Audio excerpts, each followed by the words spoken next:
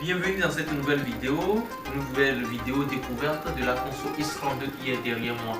Abonnez-vous si vous ne l'avez pas encore fait, partagez le lien et commentez si possible pour plus d'éclaircissements ou bien pour des apports.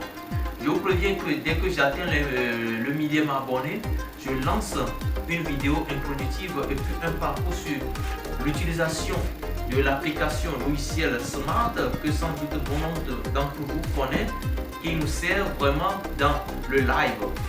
Aujourd'hui, nous allons poursuivre quand même notre étude, notre parcours sur la console X32. Alors, chers amis, je vous espère bien en forme. Nous revenons encore sur la console X32 et je vais essayer de vous montrer quelque chose de très particulier et très délicat pour certains et très simple pour d'autres, mais vraiment qui crée du buzz ou bien des soucis au niveau de certains. C'est-à-dire que arrivé un moment, on rencontre cet écran sur notre console X32 et il est mentionné console locked. Et face à cette situation, que faire? Que faire quand nous avons une console qui est verrouillée? C'est-à-dire que tout ce que nous aurons à gérer comme paramètres ne vont en aucun cas nous être utiles. Par exemple, je suis en train de monter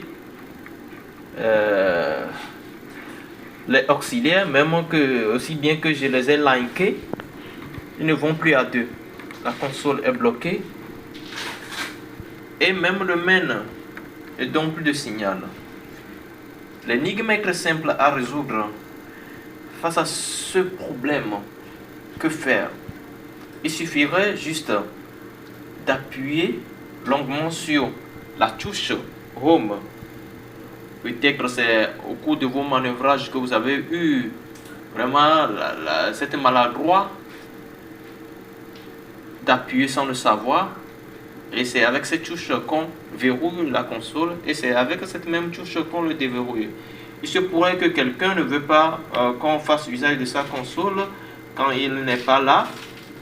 Il fait de même, il fait l'appui long pour verrouiller et l'appui long pour déverrouiller, pour ne pas laisser vraiment certaines personnes ou bien certains qui n'ont aucune connaissance à la matière de faire usage du setup.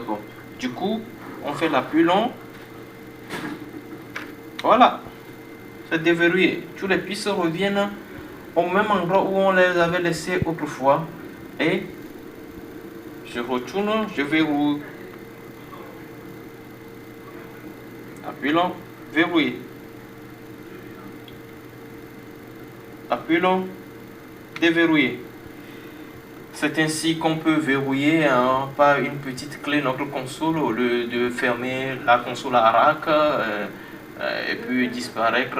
C'est un moyen idéal pour verrouiller la console. Mais pour ceux qui ne l'ont pas su et par erreur, ils l'ont verrouillé sans le savoir et ils cherchent en vain la solution. Or, il y a d'autres qui se retrouvent en plein événement et ils sont obligés de redémarrer la console, ce qui n'est pas du tout idéal. Du coup, voici l'astuce que je vous montre aujourd'hui par rapport au verrouillage et à la déverrouillage de votre console. Merci et à plus.